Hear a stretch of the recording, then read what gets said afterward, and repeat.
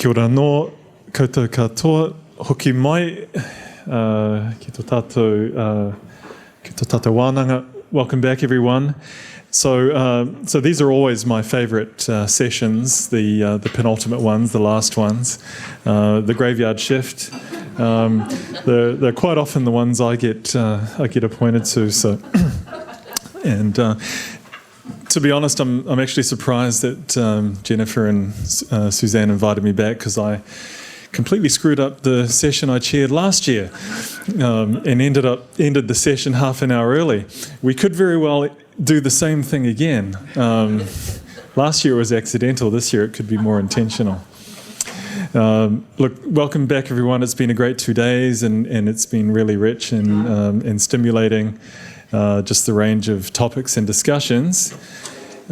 We've talked a lot about trade. We've talked a lot about goods, and how what we haven't talked about so much. It's come up a few times, but what we haven't talked so much is how that stuff gets from A to B to C.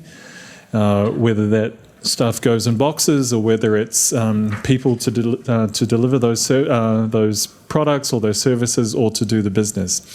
So this session is all about the connectivity piece and the innovation.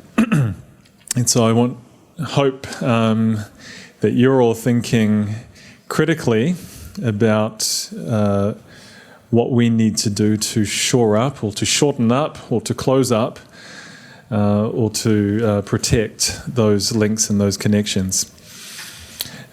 Just a wee anecdote before I introduce the panel. I just returned from Lima for APEC week. We had various people going over at various times and coming back at various times, and the link from here is via Santiago. There were 2 flight cancellations going over. There was 1 flight cancellation coming back. The flight that I was on left Santiago 3 hours late because of an electrical fault in the cockpit.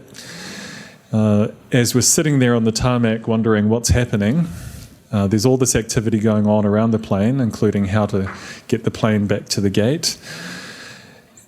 And you hear all sorts of noises and buzzing and thumping, and we see things being offloaded.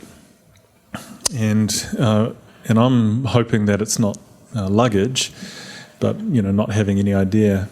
I can only assume that cargo was offloaded in order to lighten the plane, to try to make up some time getting back. So 3-hour departure, 3 hours late departing, 3 hours late arriving, missed the connecting flight to Wellington. The next available one was 9 p.m. that night, all because of a blingin' Coldplay concert. Apparently, everyone wants to travel to and from Auckland for Coldplay. And so when these sorts of major events or incidents happen, what are the flow-on effects? And did that cargo ever make it to where it needed to go? I don't know. And so with that, I'm pleased to introduce our panel. We're going to start with Cath Bryan, actually. She's the Executive Director of the Board of Airline Representatives New Zealand. Following her in this order, Andrew Balgarnie, Chief Strategy Officer, TradeWindow, and then finally Chris Nixon, Principal Economist at the New Zealand Institute of Economic Research. While they're talking, please think about what we can and can't do, and how the things we need to think about creatively in order to strengthen those connectivity links. I shall turn to you, Cath. Thank you. Thank you, and kia ora whanau. I'm a pacer, so I'm just gonna be here pacing. Thanks so much for having me. Especially thank you to my colleagues at MFAT who have tolerated me over the years. The last couple of years I've been working for the Board of Airline Representatives of New Zealand, which rolls off the tongue. It represents airlines that fly to New Zealand. So we have like 25 airline members, more or less, including our friends at Air New Zealand and Qantas Group, but also Singapore and Malaysian and Emirates and everybody else. We also have ground handlers who are members, and they're the ones who are getting the cargo on and off the plane in that story. And also baggage system operators and a few other kind of bits and pieces of aviation. Before my time at BARNZ, I was at Air New Zealand for 5 years, which in airline time is approximately 17 years, especially considering that period included COVID-19 pandemic and border closures, which was a ride for all of us, especially my MFAT colleagues. And I find it hard to think about, actually, even still. It was very difficult. Getting enough money to keep the business going, keeping New Zealand connected for trade and for travel, getting New Zealanders home, which was very difficult, the vouchers, the vaccinations and all of the things. Before that, I did some work in electricity and gas, so can make jokes with my economist friend about Transpower and their price setting event. So that's who I am, and really pleased to be here. I've got a few notes. I want to talk about a few little things. I've got apparently 10 minutes, but stop me when that runs out. I guess I wanted to start off by talking about the importance of air connections to New Zealand. It does state the obvious, but we are 2,000 kilometres away from anything else. It's a long swim. You're either going to have to fly here or you're going to have to get a maritime connection of some type to get to this country. And that is pretty much always going to be the way of it because of our geography and our location in the world. And in a policy sense, New Zealand's been mindful of that for a long time. We have, as a country, an open skies policy. And bear with for those of you who already know what that is, but New Zealand, the country, has taken an open skies approach to its negotiations with other countries about air services connections. There are these really cool things called air services agreements, which are agreed between states, and they allow for air connectivity. They are built on these really neat things called freedoms of the air. They number 1 through 9. The one is to fly over. I won't go through them all, but trust. So you negotiate with other nations the right to travel to and from countries, and airlines can only operate between states such that those agreements are extant and are suitable. And that's really important. And in fact, in the context of this conference, the state of those agreements really matters and really has an effect. They have all sorts of things in them. They allow for whether or not taxation can occur in that off foreign country, or they can allow whether airlines can self-handle, ground handle themselves. They can allow how you pay for fuel, all sorts of bits and pieces. How the number of services you can operate, who can operate them, can they be code-share, blah, blah, blah, blah, blah. So that those government-to-government agreements, supported brilliantly by our good friends at MFAT and the Ministry of Transport, are really key. And those of you who work in this space will potentially have the opportunity to support those discussions in the future. So, leading up to 2019, in the wonderful open skies environment that New Zealand had cultivated for so long, we had a lot of airlines flying here. We had good air connectivity, we had a lot of choice, a lot of consumer choice, and a lot of airframe and a lot of options. We now look back on that time as a little bit like the golden years of aviation, pre the pandemic, pre the times when we didn't struggle with supply chain and staffing and all those other things. We are, a different place now, and I think, again, to reflect on our place in the world and our geography, we also have to reflect on the size of the market. This market in this country is roughly the same size as the population of Sydney. So New Zealand's population and population of Sydney are more or less the same. So we are serving, when airlines come to New Zealand, they are serving a small a small market. Airlines talk about services to New Zealand as operating long, skinny routes, i.e. the plane has to fly a super long way to get to a really small place. They're skinny because there's not many people on the route. That means, generally speaking, it's much more expensive to operate. And when airlines, consider operating routes to New Zealand, they have to make sure that the loads are balanced on the route. So, for example, a route would work best between two large markets where lots of people want to go to each place. Just like it used to be between the China and the US, but, pick another example now. But, between New Zealand and any other country, we are imbalanced because we are small. And so that means New Zealand needs inbound international visitation for business and for trade so that the routes work. Otherwise, there are not enough people to keep them full.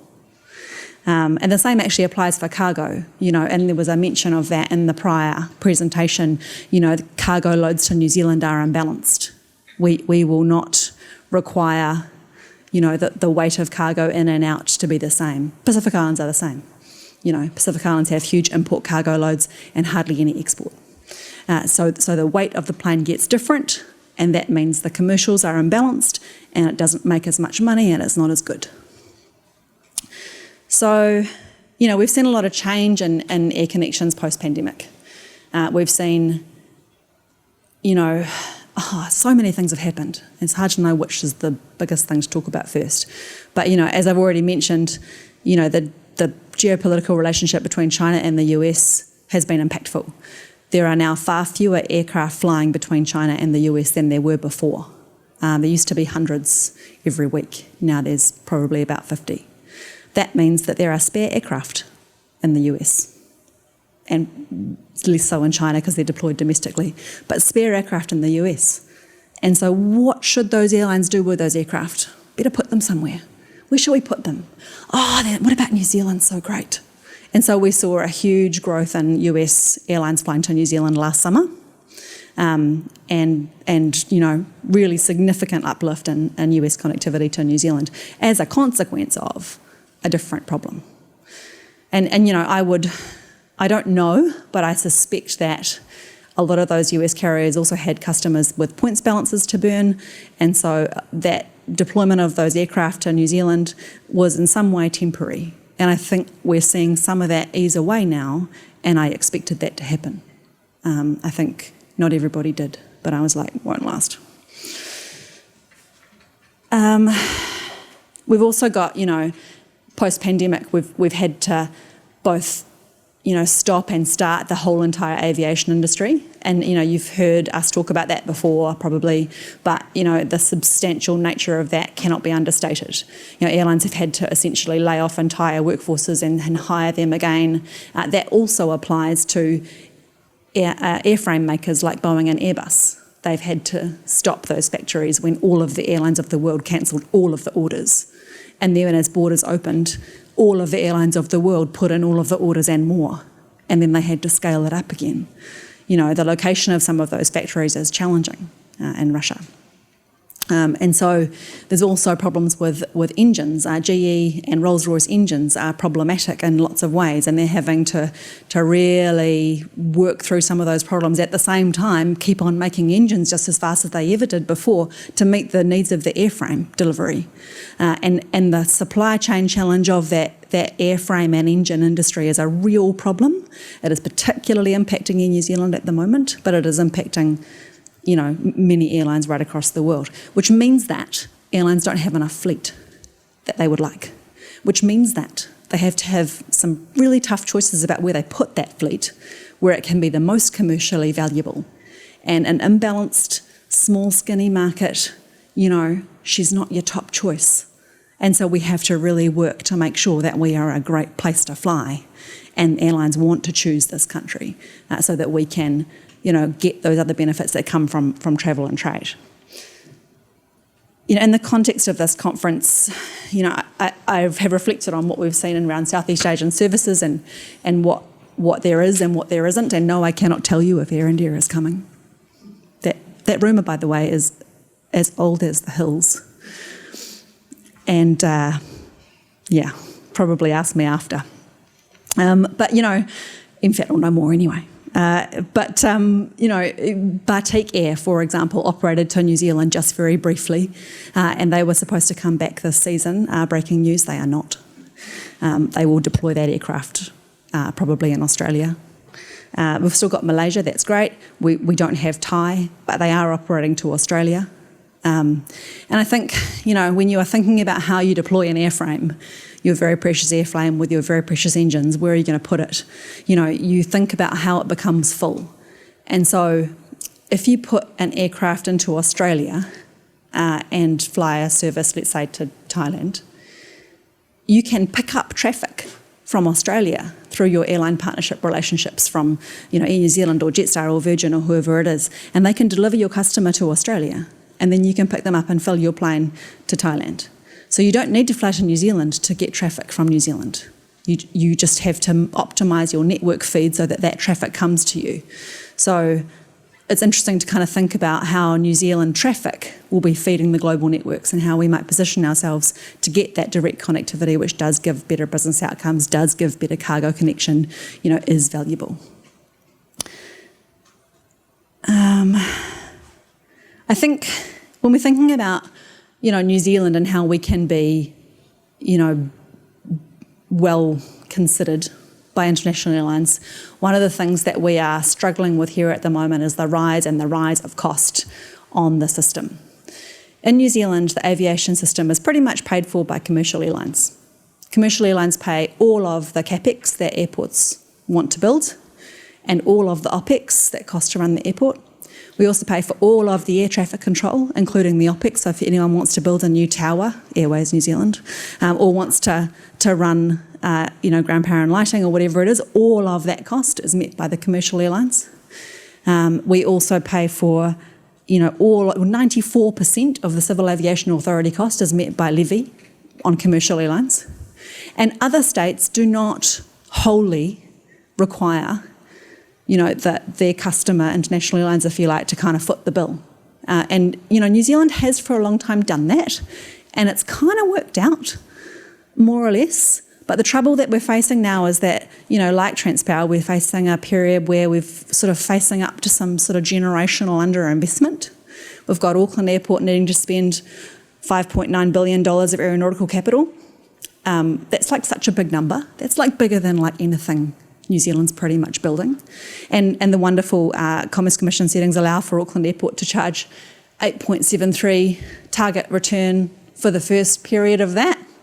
And so, that's a huge cost on the system.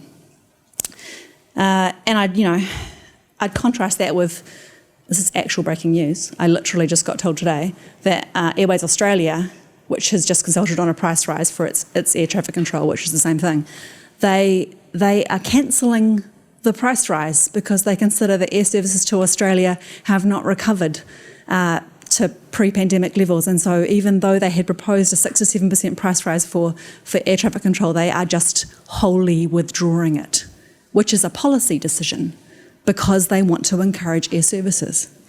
And so because I have had the sign, the 2-minute sign, I mean, I could honestly talk about this all day, but I would just sort of say that policy settings really make a difference. And one of the cool things about aviation is that we don't just rely on one Ministry of Transport for the policy settings, although they are key. We also rely on our friends at MFAT, who do huge support and often advocate for us in a way that we really appreciate. We've got MB policy, which delivers us wonderful things like fuel resilience, which is also super key, airport regulation stuff, and also have to consider things like the international visitor levy, which is now $100 on every visitor that needs a visa to come to this country, which is a whole other set of costs that airlines don't bear directly, but does impact their ability to fill a plane. And I think, in my role at BARNZ, I see airlines of the world, from a different perspective. I used to be an Air New Zealander, and I used to think about how Air New Zealand could be successful in the context of the New Zealand government policy settings, and that was a sort of a one way of seeing the world. But now I see all of my customers looking at New Zealand, and I host various airlines to meet with different government agencies to solve some of their life problems.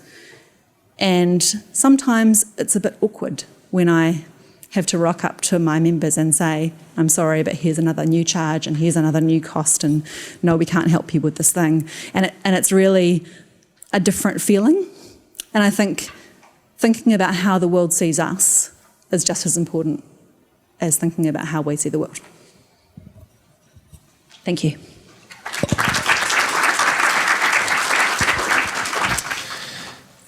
Thank you very much, Cath, for that flyover. Sorry. Yeah, it's that time of the week. Lots of thoughts and questions that I hope have prompted some ideas or some questions from the audience, which we'll come back to. But also perhaps a question for you to think of for our audience. Who is our audience again? Who's here? Is what further role those in the room can play to come back to you. Can I now turn to Andrew? Thank you. Thanks. Good afternoon, everyone. I'm Andrew Balgarnie. I'm Chief Strategy Officer at TradeWindow. We're a NZX-listed enterprise software company, and we serve exporters, importers, and freight forwarders. And simply put, what we do for them is we have the systems that they use to capture data, to format data, and then share data out to their supply chain partners. And so these are a broad range of parties. This includes their customers, typically on the other side of the world, banks, insurance companies, ocean carriers, airlines, ports. So it's a vast array, border agencies, and so it's typically the export documents and other compliance documents that we share for them. So in terms of, I'll give you some visuals. Where am I pointing? There we go. There we go. Just to give you an illustration of the trade process. So obviously international trade's the lifeblood of the world economy. In terms of scale, we're talking value-wise US $22 trillion of trade.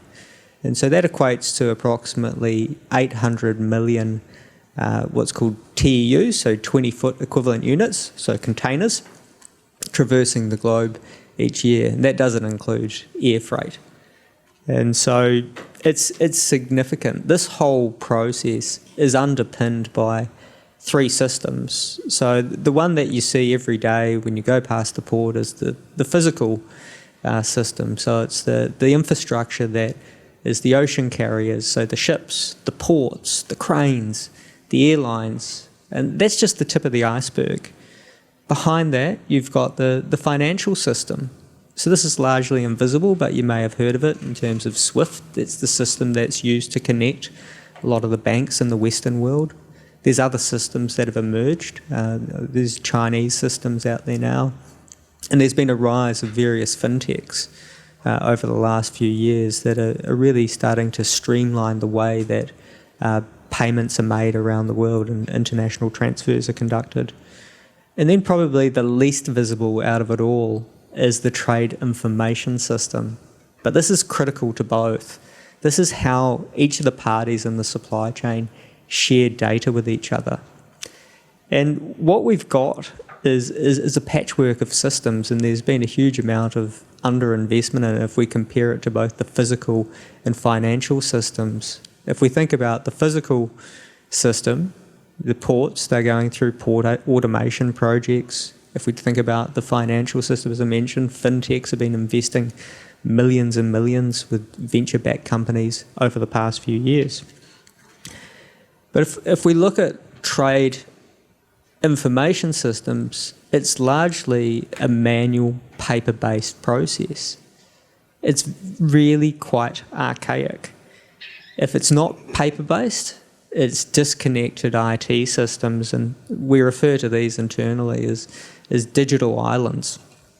And so these digital islands, they cover a range of functions. So it could be procurement systems, it could be inventory management systems, logistics systems, border clearance, and so on. But they don't talk to each other. So what's needed is quite a lot of manual human intervention in entering data at each point in the supply chain. So it's a big drain on productivity. It's work that a lot of people don't want to do. But it also introduced a lot of risk into the system as well. If we think about it, there's a need for third-party verifications at many stages. And so this is a drain on productivity, but it's also an imposition of cost.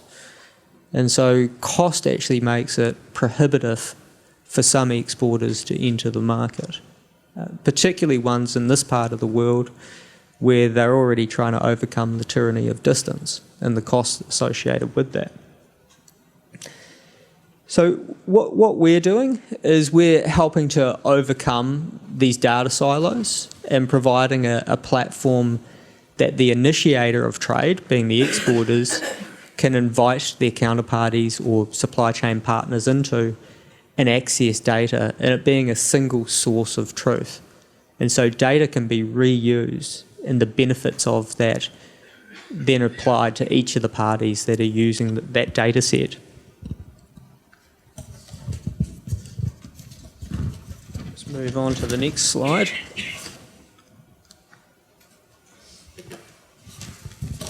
So this gives an illustration of the complexity around a single trade.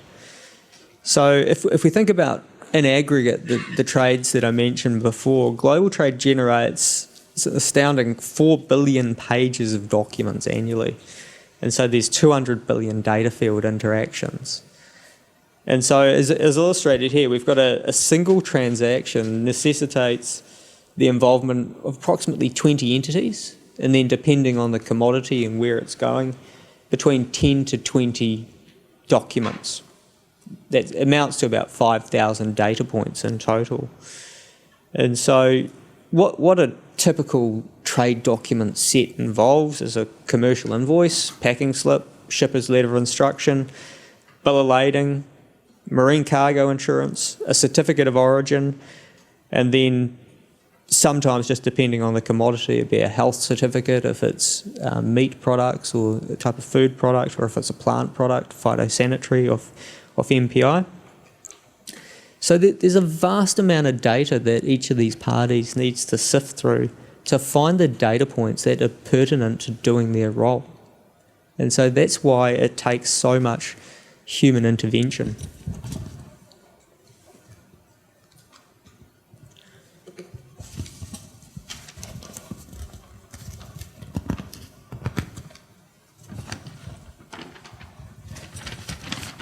So we believe with trade, it's not going to be, or the trade system, it's not going to be solved with a single innovation, and rather it's a series of incremental advancements towards digitalisation.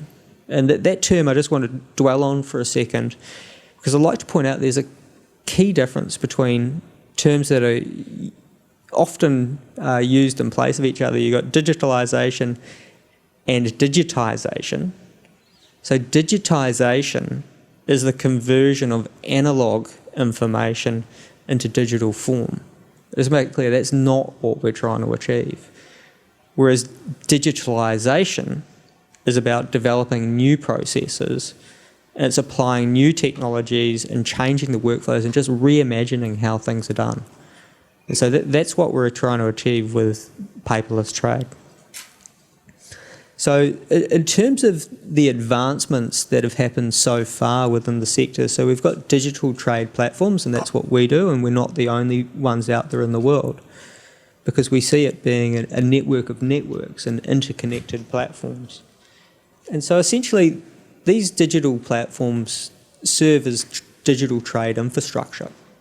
We're the super connectors. And so we connect up either regional players or industry-specific players around the world. A lot of the platforms, including ours, include technologies such as blockchain. And the purpose of this is for building trust between the parties. It means that the data is immutable, it can be relied upon without the need of a third-party intermediary verifying it. And so there's been a lot of work done in calculating the benefits of it, and Chris has done some of that for us in the past. But Bain and Co, they estimate that the introduction of these digital trade platforms can increase the value of trade around the world by 1.1 trillion. So the data being able to be reused is actually hugely beneficial in growing the economy as well. So I've read recent studies that not only the benefit of reusing data applies to the players that use it in their operations, but it's more than double in value for the wider economy in terms of the productivity gains. The other key innovation we see on the horizon, where it's actually on us right now, is AI. And so talking about the entry of data, it's a bit of an obvious one. It's key for eliminating waste in terms of these manual interventions. Under the current system, the error rate, we're looking at about 2/3 of transactions have an error in the documentation. So it just gives you an idea of the scale there. And so being able to address these errors, we're looking at approximately a saving of 17% in terms of cost reductions across the board.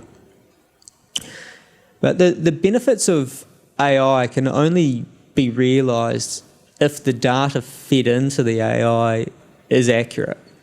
And so that's where I'm sure we've all experienced in using Copilot or ChatGPT, you get hallucinations from time to time. And that's businesses just can't stand for that, particularly when you've got business critical processes. So it does need some refinement. Then the final piece is actually innovation in legal and regulatory frameworks. And so technology alone is not the silver bullet for modernising the trade system, the trade information system. And so something that we've been working along with others is talking to the government about the adoption of international standards and frameworks, in particular the UN's model law on electronic transferable records. And so this is important for particular documents such as the Bill of Lading, making the transfer of title legally recognisable when an electronic document is used. At the moment, the law requires the document to be in physical form. There is movement on this, and so major economies such as Singapore and the UK have adopted legislation that allows for the legal recognition of these documents. So together, this can really help democratise trade and lower the costs and make it easier for small businesses to conduct international business. And so we see it's important for New Zealand, where the business demographic is 97% of businesses are SMEs. And then if we look further afield to our nearest neighbours up in Southeast Asia, lowering the cost for them in terms of not only having to send paper documents, but also the back-end processes and making it a more level playing field, we see is important for bringing new participants into the market. The other thing that we see an opportunity around is digitalisation enables more traceability of products. And so understanding the origin, and it does away with the need of having to have third-party certifiers such as us providing certificates of origin services. So overall, paperless trade empowers businesses to reduce costs. It creates efficiency, and it streamlines what is quite necessary key processes and supporting a container from getting to A to B. So thank you. I look forward to discussing further in the panel.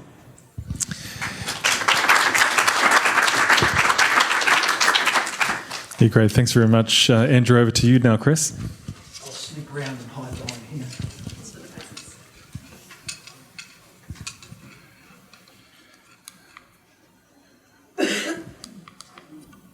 There we go. Excellent. Kia ora tātou. I'm Chris Nixon from the New Zealand Institute of Economic Research. I've spent most of my life thinking about trade and trade policy, which is quite a long time. And so this particular presentation, I'm going to sort of race through it, is a sort of a grab bag of things that we can do. So, and this is a grab bag of things that MFAT can do. All right, okay. So no pressure, yes, exactly. So what I'm going to do, I'm going to set out what we face, think about what we've done, and we've done some really good things, and MFAT have done some really good things. Where are we at? And then let fly with some, you've got to stick with your knitting. That's the first thing. And CERTA, how can we use this agreement, the best FTA in the world, how can we use that? Now, I'll talk a little bit about paperless trade because that's important. Challenge for the bureaucracy, also challenge for businesses, and I'll say something there. And then one of my favourite issues, the Southern Link. Instead of being at the end of a supply chain, why can't we be in the middle of one? That's all I'll say just at the moment. So this is the challenge. This is the one thing which I've used over the last 20-odd years to try and make sure that people understand what it's about. We are a long way from places. If I draw the circle of 2,000 Ks, we get a bit of Fiji, a bit of Tonga, a few penguins, and 5 million New Zealanders. Scale and distance. And if you think about the alternative, why can't we be like Denmark? Why can't we be like Ireland? Why can't we be Scandinavian? I think there's a good questions to ask, but there are 360 million consumers in that circle. And so we've got to play the cards that we are dealt. Here's another little genuflection to the current situation. Hopefully you can't read it. That's deliberate on my part because I want you to go and read Trade Policy Insight number 116 from NZIER.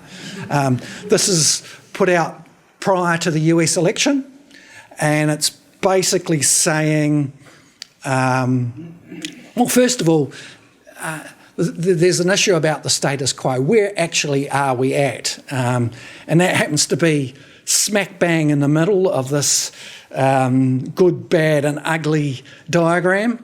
And so we're in bad. And it sort of reminded me of a story my wife tells about travelling in Ireland. I won't do the accents because I can't. But, she stopped to ask directions and the person said, well, I wouldn't start here. And that's where we are in this situation, okay? I wouldn't start here because it's actually Trump-Biden tariffs are not great. And but things are about to get worse because it's not the fact that Trump will put on more tariffs, because he will. It's the dynamic that will create. And the dynamic is what's going to be the reaction, and then what happens when you have a failed tariff policy. What's the answer? You put on more tariffs. That's what we're faced with, okay? But this is Friday afternoon, and I'm about being positive. So the point is, and the point was made earlier, I think by Rachel and by others, we have agency in New Zealand. And we have got to make it stick now. I would also say that we have been in worse trade policy situations than this. So this is nothing unusual. We've just got to get on and do it. And the challenge is to be creative, and so we can prosper as a nation. As I said, no pressure. And this is my framework, and I won't spend a lot of time on this framework, but actually the point is we're not actually, as economists, interested in free trade agreements. What we're really interested in is integration, because we know that that is where the big benefits come. So that's why we do FTAs. It's a process to another thing that we're about.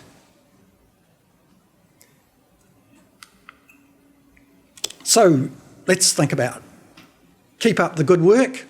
Is Vangelis in the room? Yes, he is.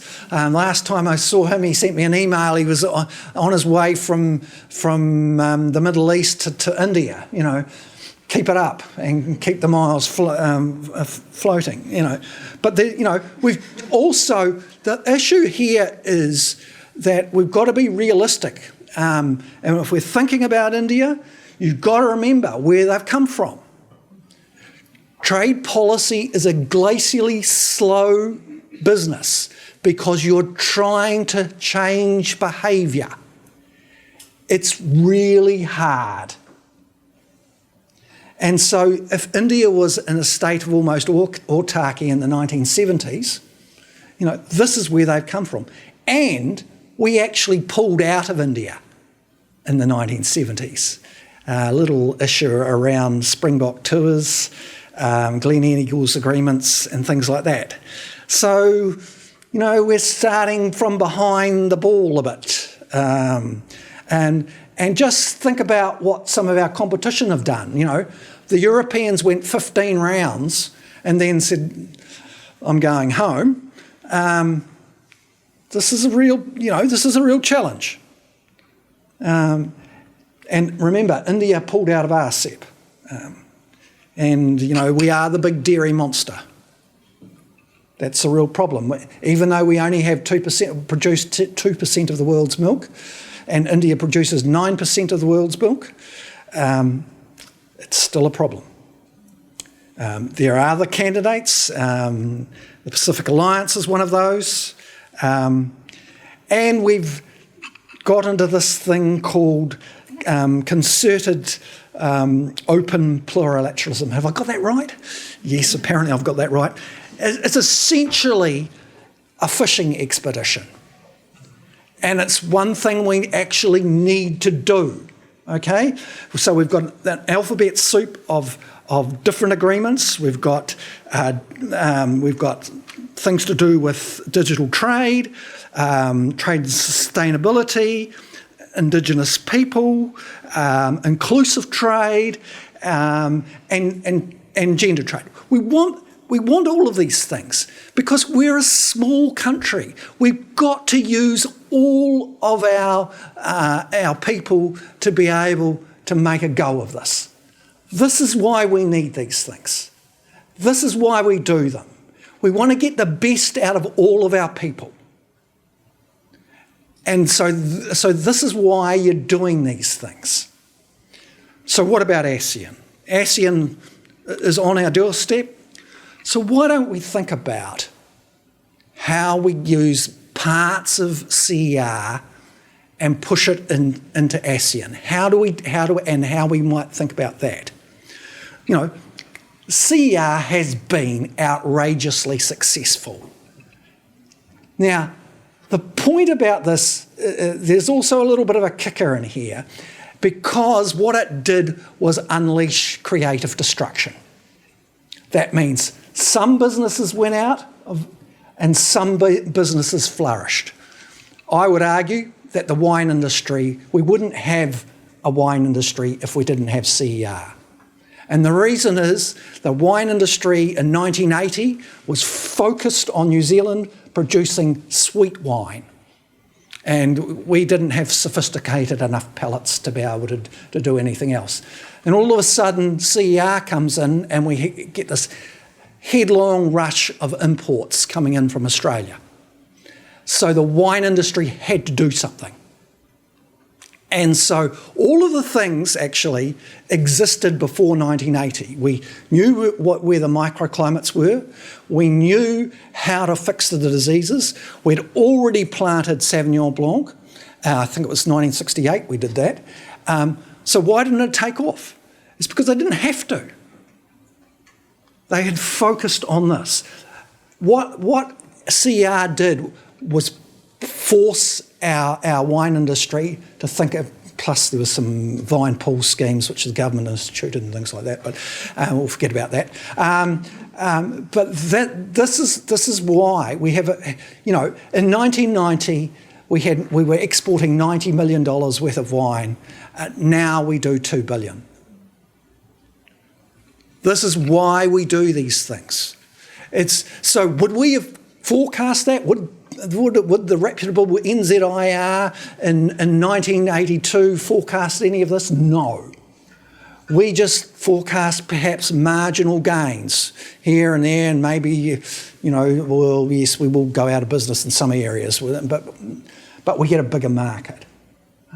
So, while we do these analysis, it's the dynamic gains from trade agreements. This is important, and this is what you do. And that's why we are in the position that we are in, which is actually relatively prosperous. Right, okay. And then I suppose, so why can't we actually push some of these things like mutual recognition agreements into ASEAN? We could think about standards. They could be product standards. They could be professional standards. Say, for example, there's a world shortage of nurses. Can't we do a deal with the Philippines? That's just an idea. There may be some problems with that, but we'll have to see. So I have to rush on. So, and so the point about standards is what we do know is they're critical in trade. In fact, these people have made some calculations which basically say that the 13% of all value of new trades come through standards. So think about that. Issues around paperless trade. I think this is really economists are really interested in this because it works on all facets of efficiency. Anything that does that is actually really important. And we know it will have major impacts. There are challenges here. There are challenges for the bureaucracy. There are challenges for businesses in this because they have to reorganise the way they do things. That is going to be a problem in New Zealand, particularly because we don't like agricultural products coming into New Zealand, and we do need to think carefully how we do that. And the last thing is the Southern Link. And the Southern Link really is about how do we link ASEAN, East Asia and China with Latin America. We know it's quicker. We know they're going to have much more trouble getting through the US. In fact, Air New Zealand told me they were having trouble getting things right through the US. There's a lack of congestion in New Zealand, and we're going to have to think about how we structure our bureaucratic arrangement. Thank you very much.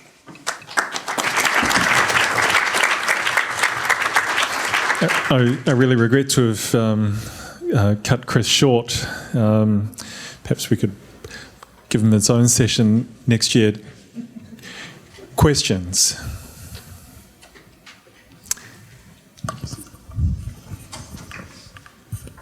Thank you. Great discussion. My question is for Cath, and I'm interested in your views on sustainable aviation fuel and sort of where that's going and what that looks like for New Zealand, how we sort of shore up supply, and what role we as trade negotiators can or perhaps can't play in that.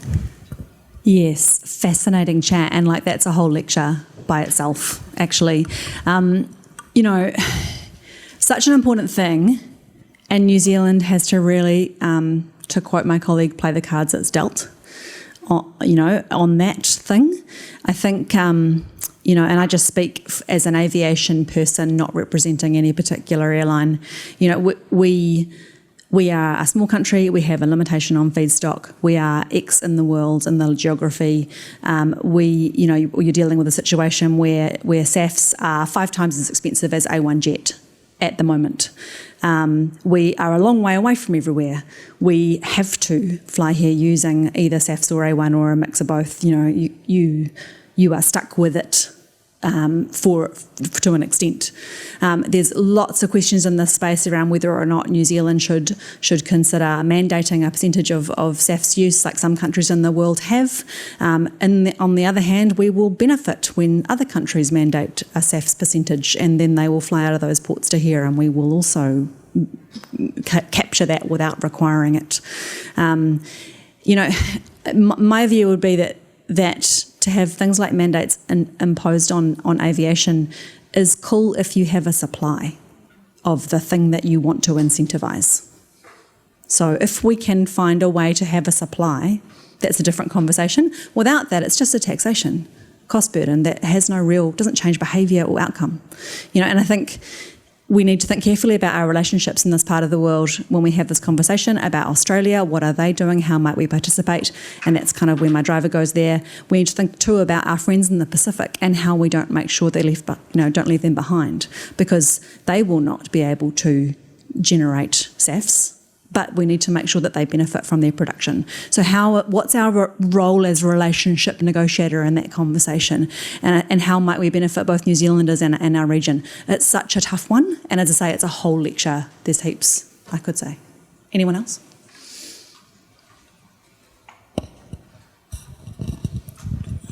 Thanks for that, Cath. It's a rather sobering picture you painted. I don't think anyone's going to go by marine long. Yeah, like fast facts on that is that cargo vessels don't fuel up here. Cruise does, because they have to keep the cruise ship running. But cargo doesn't uplift fuel in New Zealand. That's a really important thing to remember. We've got to play the cards we are dealt. We have to know how the system works before we tinker with it. Yes, and what role the officials in the room, not just MFAT, but the officials in the room and others can play to support that. I reckon we've got time for a good couple more questions. Any more? Rachel? Thank you. And then we'll go to Deborah.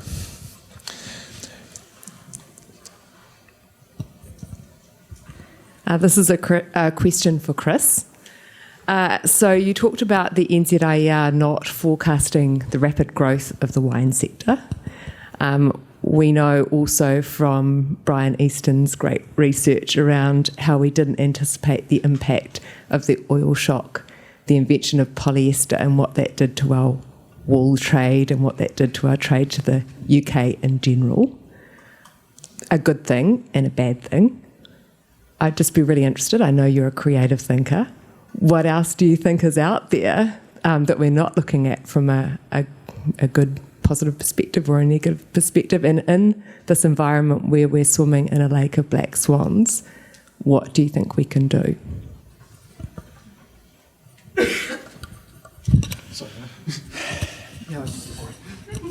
I was just trying to think about how we're going to respond to that. You gave it to me too quickly. Well, I think the first thing is we've got to realise these things are coming, and so we have to be flexible. have to think about things in terms of perhaps uncertainty, not risk. So work out what might be coming at us, and then we think about how we might respond in each circumstance.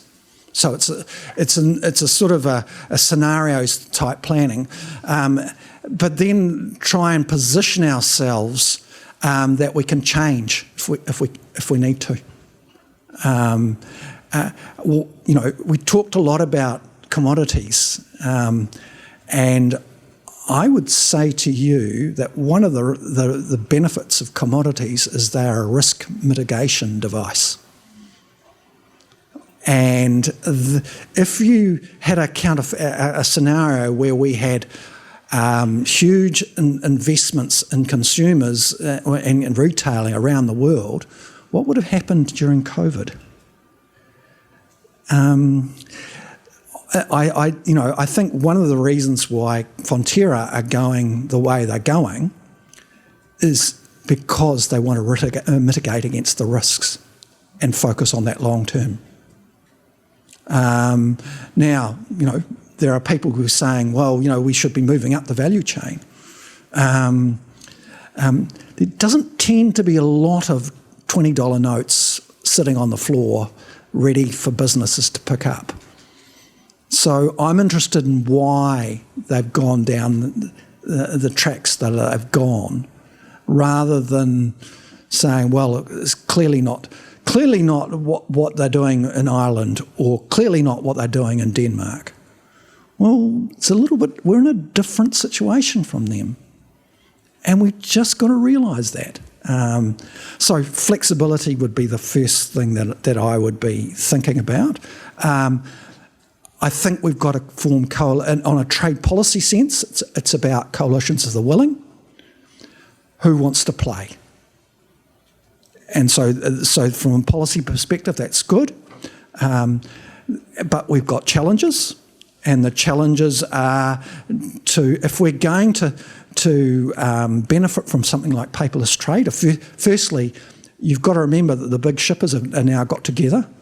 They want to do an e-bill of lading within 5 years to 50% and 100% in 10 years.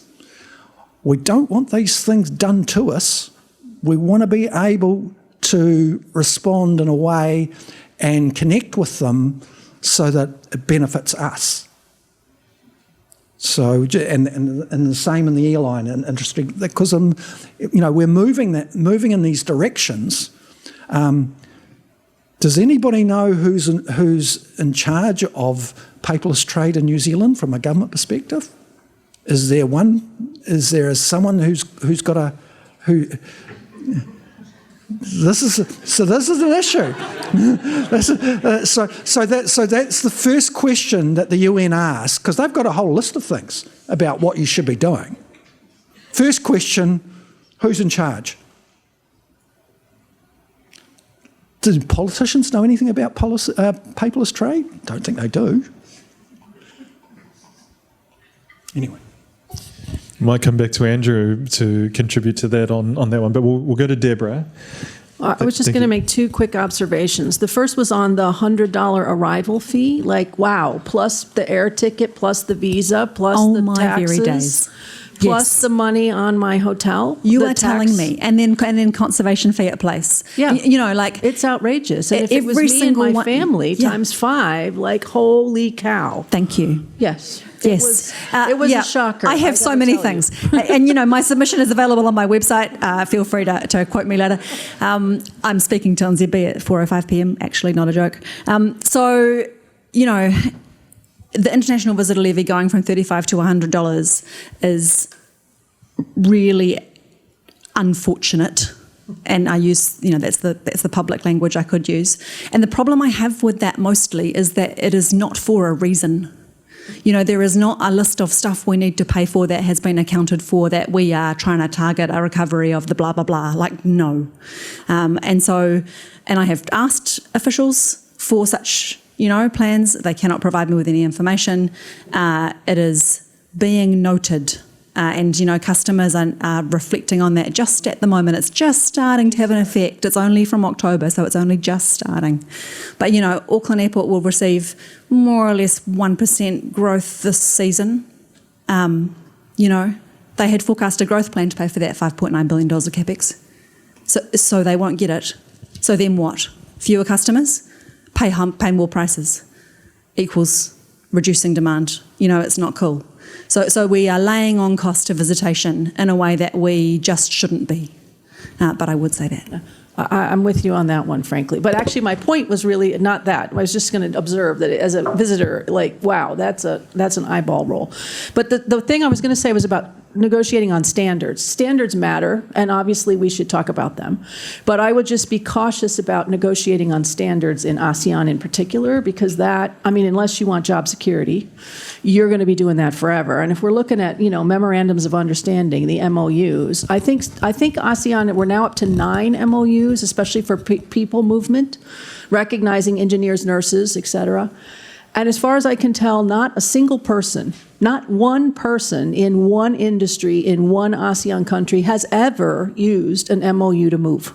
They've moved, but not because of the MOU. So this was an enormous amount of effort, resources, time, et cetera. But the MOU is not why people are moving or not moving. They move because of immigration issues. So in general, that's the sort of ASEAN approach. So if you want to talk standards, that's lovely, but ASEAN might not be your target market for standards unless you're really specific about what it is. And then don't call it a trade negotiation. Call it something else, like specific, because otherwise, unless it's a job security plan, it's going to be a problem. It feels like we're only just sort of lifting the lid on it all, and our time is well spent, but really, really crucial and vital issues. I wonder if, and mindful of the time, I wonder if I might just give a word to Andrew. There's a lot that sits behind the trade agreements, and Phil talked about the trade agreement really just being the beginning, and what needs to be done behind in order to enable, facilitate, be more efficient, to make trade easier. I wonder if you might have some closing comments. So the free trade agreements many of them include a chapter on paperless trade, and that describes what needs to happen, but it really comes down to how can it happen. And so there's a lot to it. As I said in my talk before, technology is not the silver bullet, and so the key enabler behind it is the adoption of legislation, and so that's about having the legal recognition of digital documents, and that's where really encouraged to see MFAT engaging about that, and fact finding at the moment about how they could get it done with changes to New Zealand legislation. It's encouraging, as I mentioned before, seeing what's happening overseas. In the UK, they had the adoption last year of the electronic... Is it electronic? Yeah, you've got it. And I think that's probably in part out of necessity for the UK, with them withdrawing from the EU and needing to find a way of really streamlining their trade processes. And then closer to home with Australia, with the simplified task force that they had, and going on a deep dive there and finding what they need to do to streamline their processes. So I think it's inevitable that we'll get there. It really just comes down to prioritisation and where the government sees that on its list of things to do. I'd suggest it should be quite a high priority, given that we do suffer from the tyranny of distance, and we need to be able to be the most efficient exporter out there. All good topics for further discussion afterwards at the bar, I believe. So look, can I please ask you to give a warm round of applause to our panel? Thank you very much.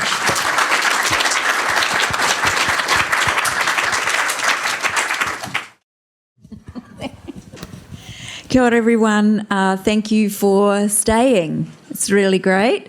We're down to our last panel now, and it's quite a short one, so it's sort of like one of these wrap up, let's bring it all together and look forward. Drawing perhaps on everything we've heard, perhaps some new ideas that we haven't heard yet. The people on the panel need no introduction.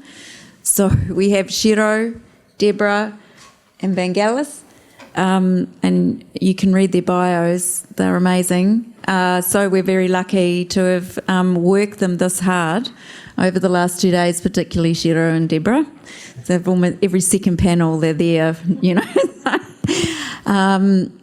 So yeah, we're just going to get them to do 5 minutes sort of each. We really want to finish, you know, no, I mean, I don't mean it like that. I mean, like, we really want to finish around, like, 4:10 so that people can go home and refresh and, I don't know, get ready for their weekend. So 5 minutes each from each of them, and then I'm going to open it to you, and then that's it. And then don't run, because I have to do some votes of thanks, okay? So that's my contribution to the panel. You've got one. Awesome. Excellent. Look, thanks so much, Jen. This has been a really packed 2 days of a lot of ideas. I'm not going to be able to wrap it all up and summarise. I do want to cherry pick a few ideas, though. But first, to thank, you know, Jen, the organisers here, the Public Policy Institute, and MFAT. What a spectacular 2 days. And the British High Commission, of course. Look. We started yesterday with the Minister, in fact both Ministers, and the panel on geopolitics and trade. I thought we had a bit of consensus on the risks. That was all elevated by Deborah this morning, of course, turbocharged the risks. These risks threaten what the Ministers outlined as New Zealand's ambitious policy objectives. All the agreements that you're involved in, but also trying to double exports in 10 years. That's going to be very hard with closing markets internationally, and that's a big risk we face. And I think the conversation over the 2 days calls for a more ambitious agenda for New Zealand and for MFAT here. And Vangelis is already very busy, but going to be more busy.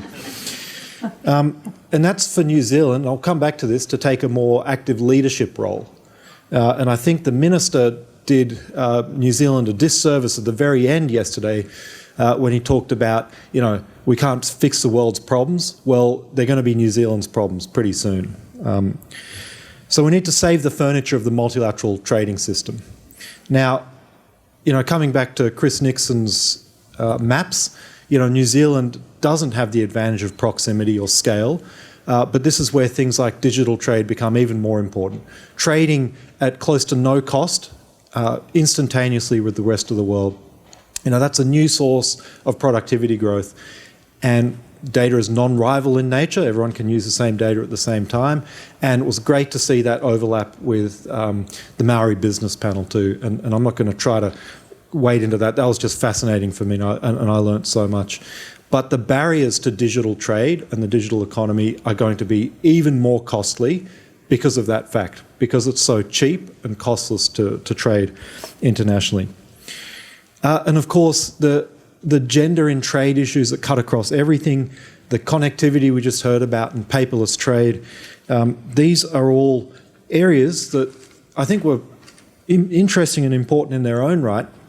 But for me, everything we've talked about is premised on an open global market, right? An openness for the exchange of goods, services, capital, people, but also importantly, ideas. And there's urgency now in keeping that system open. I don't think I can emphasise that enough. That's how I started yesterday morning.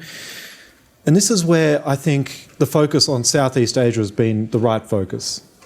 It's frustrating and difficult working with ASEAN to help to this beast that's uncoordinated. But ASEAN, you know, the 10 member states are larger than the sum of their parts, to use a cliche. They have economies of scale, and they do not pick sides. They have non-discrimination, openness, inclusivity as their core principles, and they're the things we want to accentuate, and that's how we need to run a multipolar world with multilateral rules. I'm glad Deborah mentioned RCEP this morning, because that hasn't been mentioned enough, I think. You know, this is a gift to this part of the world from ASEAN. It has an economic cooperation agenda built in that hasn't really been utilised.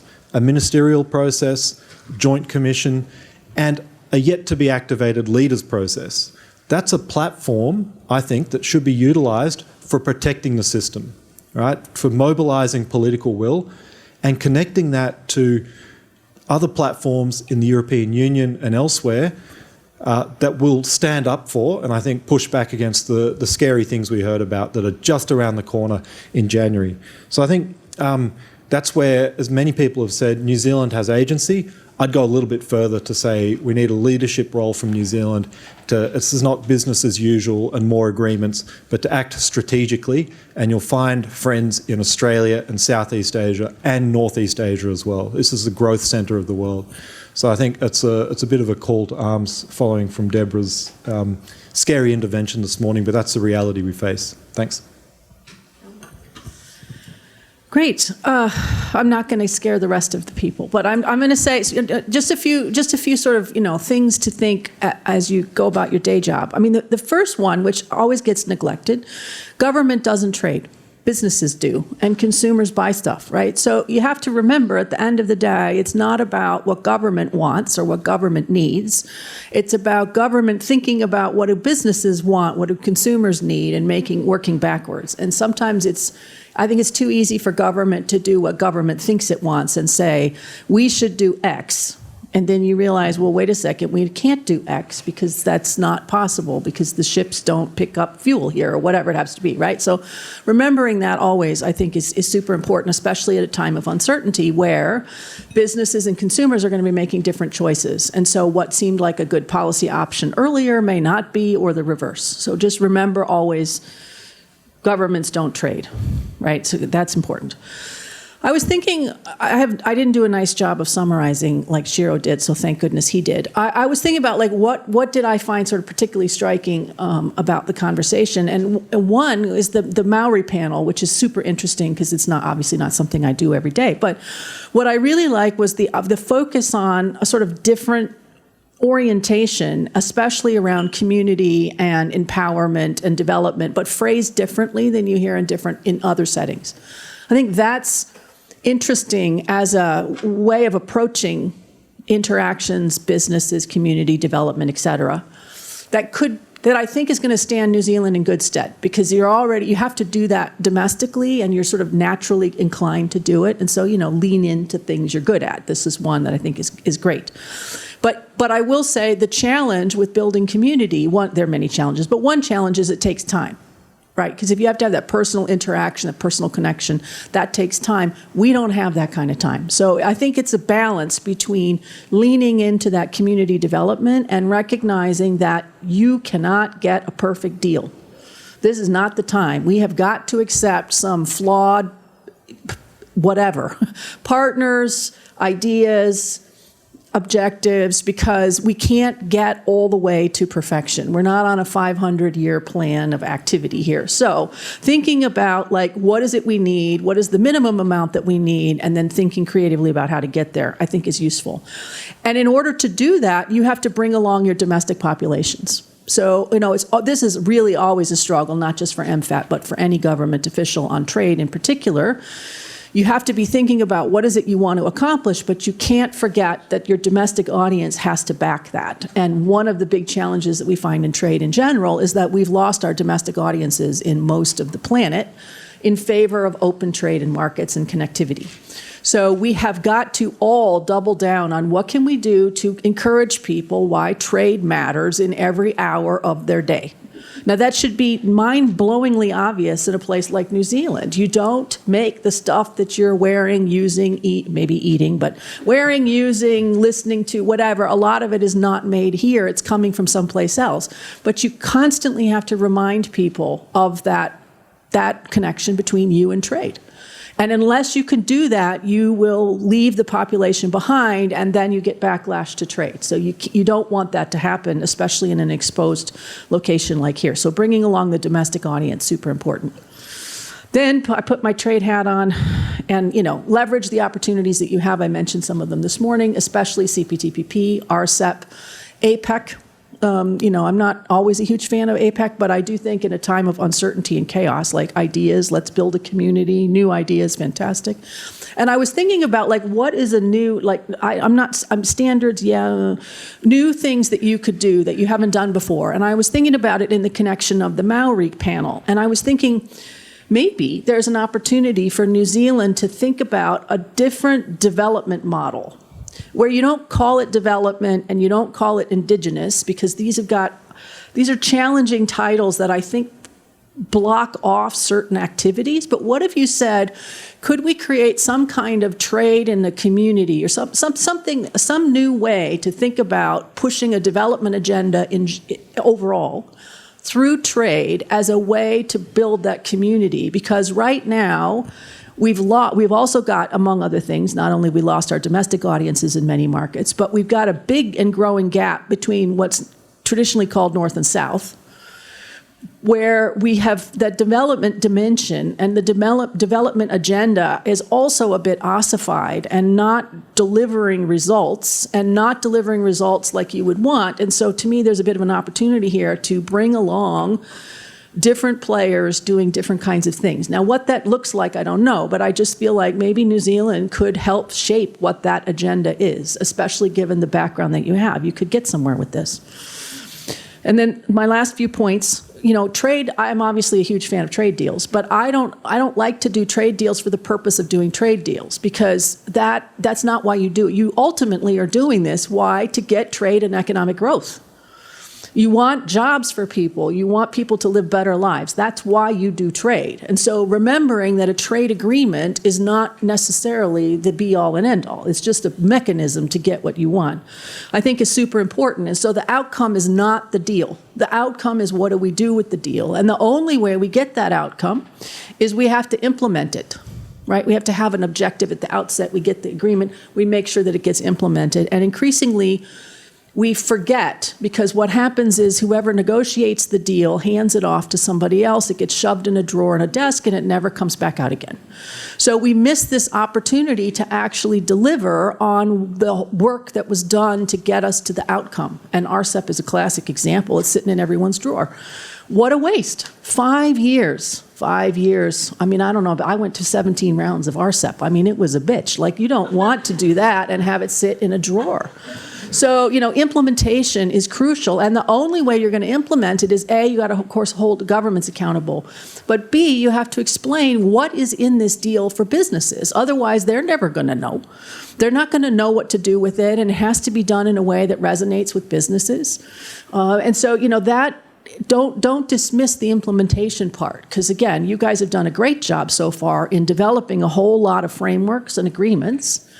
But actually implementing them is always important, and it helps build that sort of domestic narrative for why we do this in the first place, and they give you then money, crucially, to keep doing it in the future. So, reminding everyone of why trade matters, I think, is more important than ever. So let me stop there. Thanks.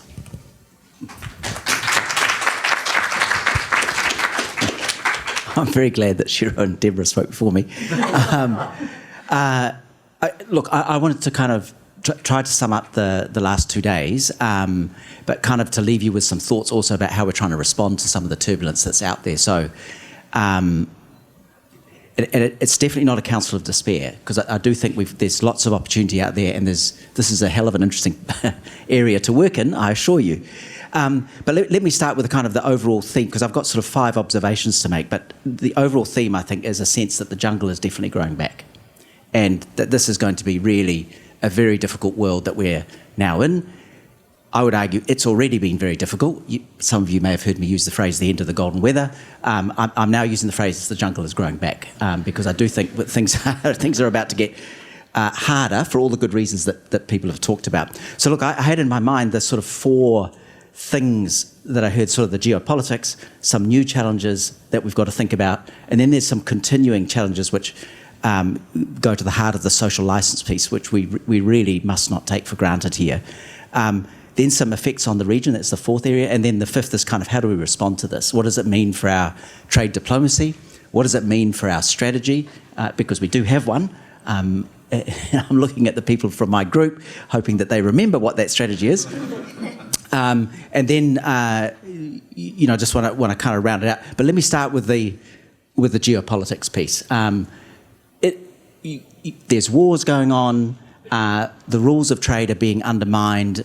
Big economies. It's not just the Chinas and the United States that are breaching rules. It's the Canadas as well. So we are seeing an erosion of the system here by big players who really should know better. But that is the reality that we're going to need to be grappling with. And of course, one of the real big challenges we have is that the global economy is not in its healthiest state. So kind of compounding the challenge that we're going to face in the new year is a softening of economic prospects in a general sense. In terms of the new challenges, in a way, they're not really new challenges, but they're kind of, let's use the word new. There it is really, I think you heard today about the digital, and yesterday you heard digital AI. Today you also heard about the food security piece, the sustainability piece. In many ways, these are not new, but they are things that we need to be thinking about and capitalising on where we can. But we also need to acknowledge that we're actually, we are behind on paperless trade. We are not fit for purpose there. Our ports are not big enough. Our network of roads and the drivers of exports, they are not. There's a lot to do. As an economist, it's not just about trade. Trade is actually a relatively minor variable here. There's some of these bigger questions that we're going to need to be thinking about. Then I think we've got those continuing challenges, sort of my third sort of takeaway from the last 2 days, and that is very much the social license piece. It is making sure that the benefits of what's negotiated, it's not just an implementation piece, but making sure that those benefits really are, and this, by the way, this is not a glib PR, let's get the message out there better, let's have a better website, let's have and I think those are really important too, because our website's terrible. But it's also that there is actually a sense that the benefits of trade are actually being realised by whether it's the Maori economy, whether it's women entrepreneurs, whether it's small and medium enterprises, whether it's the regions of New Zealand, all of those pieces, they are a continuing and big challenge for us to make sure that these trade agreements are really delivering. So I do agree with Deborah and indeed Shiro, and I think everyone here knows how important implementation is. OECD keeps citing this statistic. The OECD estimates that we lose up to 40% of the value of an agreement through poor implementation. So it's we cannot leave that kind of money on the table. So it is really important work. It is very, I would argue, extremely satisfying work to be doing because you're actually delivering to the exporters in a way that the trade negotiators, they spend 5-6 years out there, but the actual delivery back into New Zealand firms and exporters really is through that implementation piece. Then I think the fourth area I wanted to mention was the focus on South and Southeast Asia, really important. I want to take a slightly different lens and to remind people that there are two mega regionals here, CPTPP and RCEP, and they are really critical pieces.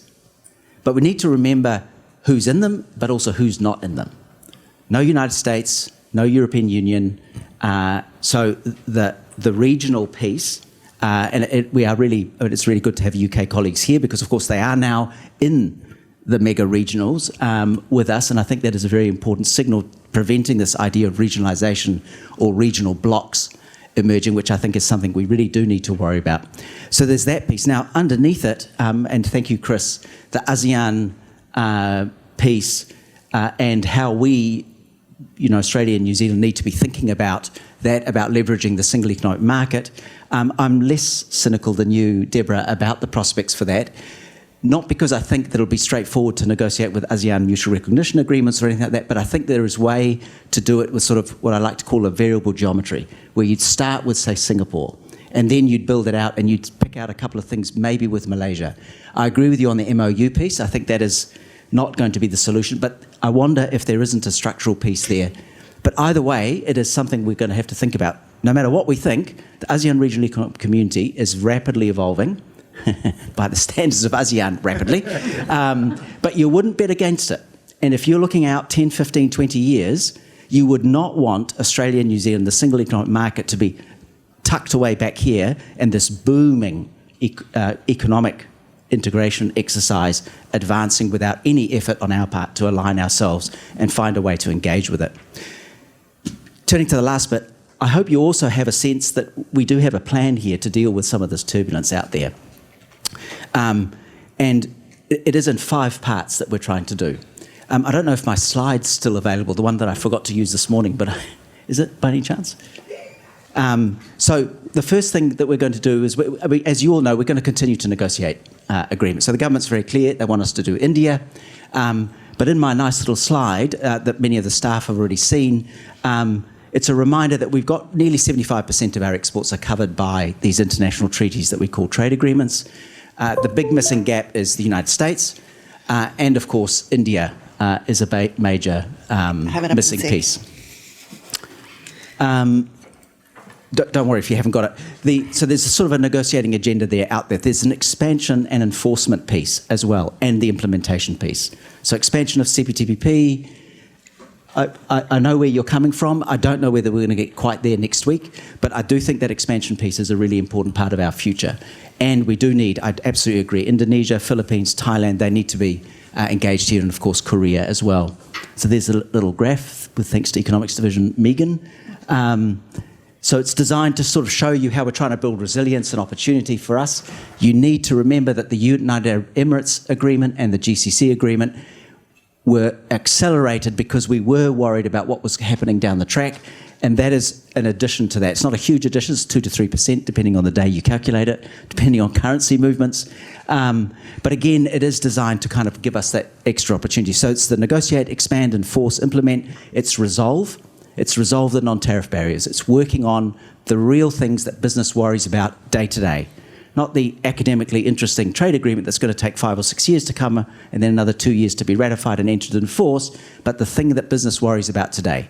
And that's not just an MFAT piece, it's MPI, it's customs, it's all of us working together to break down those barriers. Innovation. And that is, I do agree with you, there is definitely space and a responsibility on the part of New Zealand to be trying new things. Deeper. The Agreement on Climate Change, Trade and Sustainability. What we're trying to do in CPTPP, the Indigenous Partnership for Economic Cooperation and Trade Arrangement, Inclusive Trade Action Group, the GTAGA. Look, they have 2 objectives that I want to come to last. We've got to remember here that there's an intersection between the rules, so saving the furniture in the WTO is really important. Then we've got our open plurilaterals, then we've got our free trade agreements, but then we've got our norm-building institutions, and I hope people remember what I said about that, how critical that is for us. Particularly at this point, to kind of drive and shore up the system. So APEC, OECD, FAO, the things that they do there, and then taking the long view about when you might be able to pick that up. That then brings me to my last point, and I really am running out of time. I've also got a flight to catch here. What does it mean for our trade diplomacy? Our job, your job, is for us to be relevant and to be getting into the room. So when the decisions are made, whether it's in the region, whether it's in the World Trade Organization, only a few countries get invited into the room. Why would you invite New Zealand? If you're the WTO Director General and you're looking to bring together 18 to 20 countries, the first thing you're going to do is you're going to pick the big guys. Then you're going to start, so the G7, then you're going to add in G20 members. You're going to have Australia and Canada there. Why would you pick New Zealand? 2 Anglophone countries, agricultural exporters, head of the Cairns group, that's the Australians. Why New Zealand? And that's what you all have to be doing day in and day out, is answering that question, why us? And everyone in my group knows these 4 words. Got to be creative, constructive, interested and interesting. Got to do that 24/7. Because we depend on that to get us into that room, to have that relevance. If you're not in the room, we are not able to shape the outcome to help us, to advance our interests, and to protect and defend our interests in there. So what you do in the ministry, in MPI, in customs, has to be at that level of excellence, day in, day out. Because we're up against the Singapores, the Chileans, the Costa Ricans, the Rwandans and others whom the Secretary Director General could pick just as easily as us. My theory is the Director General's probably got 2 to 3 slots free once she's filled it with the Brazils, the EU, the US, Japan, China. They don't need to be good trade diplomats because they get automatic invitations. We're up against the Director General thinking to herself, look, I really need someone from Africa. I need someone from Asia. I need someone from the Pacific. How does New Zealand, and that's the bit that we've got to work on every day. That's what keeps me up at night, is how do we position ourselves in that sense. And in this way, this is what the school is trying to do, is to try to show you how to think about and be worried about our relevance and our invitation into that room. So never be in doubt that what you do really matters. It matters for jobs here, it matters for incomes here, it matters for productivity here. And we've all got the data now to prove it. It's all on our website. So what you do is so critically important. So please, come and join us in the Trade and Economic Group. And don't leave. But look, and my final thing is really to say some thank yous. And I know you're going to do a vote of thanks, but I did also want to say thank you. I wanted to particularly thank our overseas speakers who've travelled distance and suffered jet lag. It's nice to see other people suffering. But look, we are really grateful for the insights you gave us, and I really do want to thank you all for that. I do want to thank particularly the British High Commission and the Consul General for, please pass on my appreciation to him. But thank you very much for co-sponsoring this as well. That really is appreciated. Can I also thank Rachel? Thank you, Rachel. Tom, I don't know if he's here as well. Yes, thank you. Yes, I was sitting behind you. Thank you very much for all the work that went into this with PPI and Suzanne and Jennifer. And that is who actually my final thank you is for, is actually to you both for the enormous work that goes into pulling this together. And I want you to know how much we appreciate it and are grateful for it. So thank you very much to both of you. Thank you, Suzanne and Jennifer.